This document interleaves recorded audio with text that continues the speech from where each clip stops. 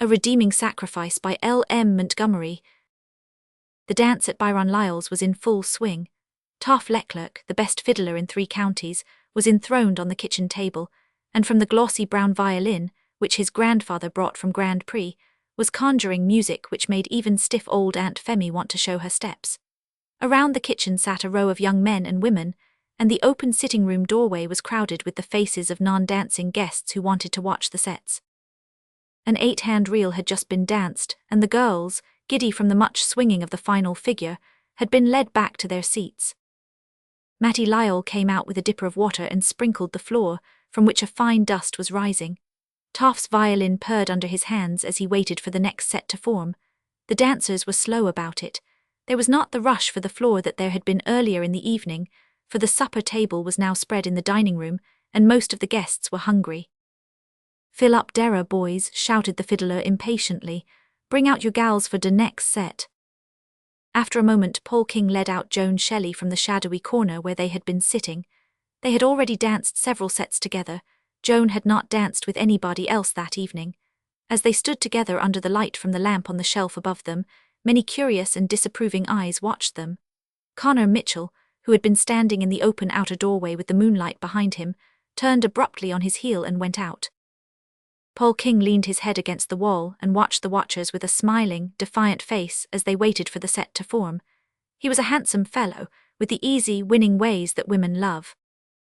His hair curled in bronze masses about his head, his dark eyes were long and drowsy and laughing, there was a swarthy bloom on his round cheeks, and his lips were as red and beguiling as a girl's. A bad egg was Paul King with a bad past and a bad future. He was shiftless and drunken, ugly tales were told of him. Not a man in Lyall's house that night but grudged him the privilege of standing up with Joan Shelley. Joan was a slight, blossom-like girl in white, looking much like the pale, sweet-scented house rose she wore in her dark hair. Her face was colourless and young, very pure and softly curved. She had wonderfully sweet, dark blue eyes, generally dropped down with notably long black lashes. There were many showier girls in the groups around her, but none half so lovely. She made all the rosy-cheeked beauties seem coarse and overblown. She left in Paul's clasp the hand by which he had led her out on the floor.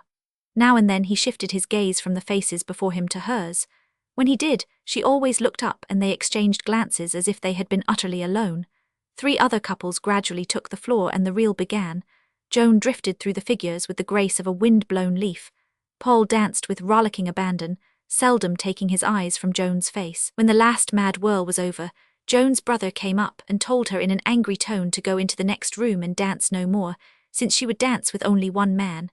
Joan looked at Paul. That look meant that she would do as he and none other told her. Paul nodded easily. He did not want any fuss just then, and the girl went obediently into the room. As she turned from him, Paul coolly reached out his hand and took the rose from her hair. Then, with a triumphant glance around the room, he went out. The autumn night was very clear and chill, with a faint, moaning wind blowing up from the northwest over the sea that lay shimmering before the door. Out beyond the cove the boats were nodding and curtsying on the swell, and over the shore fields the great red star of the lighthouse flared out against the silvery sky. Paul, with a whistle, sauntered down the sandy lane, thinking of Joan. How mightily he loved her, he Paul King who had made a mark of so many women and had never loved before. Ah, and she loved him. She had never said so in words, but eyes and tones had said it. She, Joan Shelley, the pick and pride of the harbour girls, whom so many men had wooed, winning their trouble for their pains. He had won her, she was his and his only for the asking. His heart was seething with pride and triumph and passion as he strode down to the shore and flung himself on the cold sand in the black shadow of Michael Brown's beached boat. Byron Lyall, a grizzled, elderly man, half farmer, half fisherman, and Maxwell Holmes, the prospect schoolteacher, came up to the boat presently. Paul lay softly and listened to what they were saying. He was not troubled by any sense of dishonour. Honour was something Paul King could not lose since it was something he had never possessed. They were talking of him and Joan. What a shame that a girl like Joan Shelley should throw herself away on a man like that, Holmes said. Byron Lyall removed the pipe he was smoking and spat reflectively at his shadow.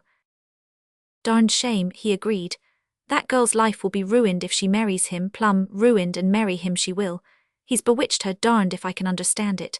A dozen better men have wanted her, Connor Mitchell for one, and he's a honest, steady fellow with a good home to offer her. If King had left her alone she'd have taken Connor. She used to like him well enough, but that's all over. She's infatuated with King, the worthless scamp. She'll marry him and be sorry for it to her last day. He's bad clear through and always will be. Why, look you teacher, most men pull up a bit when they're courting a girl, no matter how wild they've been and will be again. Paul hasn't, it hasn't made any difference. He was dead drunk night afore last at the harbour head, and he hasn't done a stroke of work for a month. And yet Joan Shelley'll take him. What are her people thinking of to let her go with him? Asked Holmes. She hasn't any but her brother. He's against Paul of course, but it won't matter. The girl's fancy's caught and she'll go her own gait to ruin. Ruin, I tell ye. If she marries that handsome ne'er-do-well, she'll be a wretched woman all her days and none to pity her.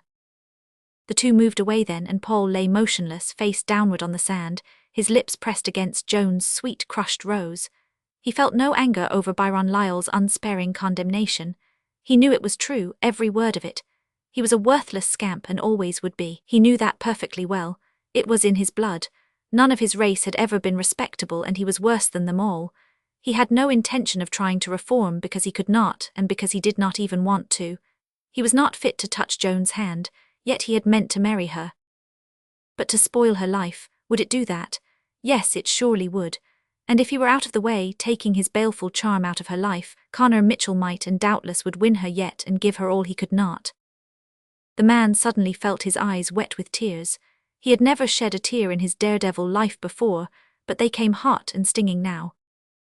Something he had never known or thought of before entered into his passion and purified it. He loved Joan. Did he love her well enough to stand aside and let another take the sweetness and grace that was now his own? Did he love her well enough to save her from the poverty-stricken, shamed life she must lead with him? Did he love her better than himself? "I ain't fit to think of her," he groaned. "I never did a decent thing in my life, as they say, but how can I give her up, God, how can I?" He lay still a long time after that, until the moonlight crept around the boat and drove away the shadow. Then he got up and went slowly down to the water's edge with Joan's rose, all wet with his unaccustomed tears, in his hands. Slowly and reverently he plucked off the petals and scattered them on the ripples, where they drifted lightly off like fairy shallops on moonshine. When the last one had fluttered from his fingers, he went back to the house and hunted up Captain Alec Matheson, who was smoking his pipe in a corner of the veranda and watching the young folks dancing through the open door. The two men talked together for some time. When the dance broke up and the guests straggled homeward, Paul sought Joan. Rob Shelley had his own girl to see home and relinquished the guardianship of his sister with a scowl. Paul strode out of the kitchen and down the steps at the side of Joan, smiling with his usual daredeviltry. He whistled noisily all the way up the lane. "Great little dance," he said. "My last in Prospect for a spell, I guess." "Why?" asked Joan wonderingly. "Oh, I'm going to take a run down to South America in Matheson's schooner. Lord knows when I'll come back. This old place has got too deadly dull to suit me. I'm going to look for something livelier." Joan's lips turned ashen under the fringes of her white fascinator. She trembled violently and put one of her small brown hands up to her throat. You are not coming back," she said faintly. "Not likely. I'm pretty well tired of Prospect and I haven't got anything to hold me here. Things'll be livelier down south." Joan said nothing more. They walked along the spruce-fringed roads where the moonbeams laughed down through the thick, softly swaying boughs. Paul whistled one rollicking tune after another. The girl bit her lips and clenched her hands. He cared nothing for her. He had been making a mock of her as of others. Hurt pride and wounded love fought each other in her soul.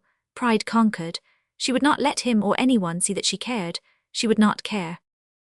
At her gate Paul held out his hand. "Well, goodbye, Joan. I'm sailing tomorrow, so I won't see you again. Not for years likely. You will be some sober old married woman when I come back to Prospect, if I ever do." "Goodbye," said Joan steadily. She gave him her cold hand and looked calmly into his face without quailing. She had loved him with all her heart, but now a fatal scorn of him was already mingling with her love.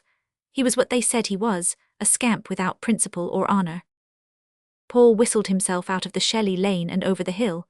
Then he flung himself down under the spruces, crushed his face into the spicy frosted ferns, and had his black hour alone. But when Captain Alec's schooner sailed out of the harbour the next day, Paul King was on board of her, the wildest and most hilarious of a wild and hilarious crew. Prospect people nodded their satisfaction. "Good riddance," they said. Paul King is black to the core, he never did a decent thing in his life.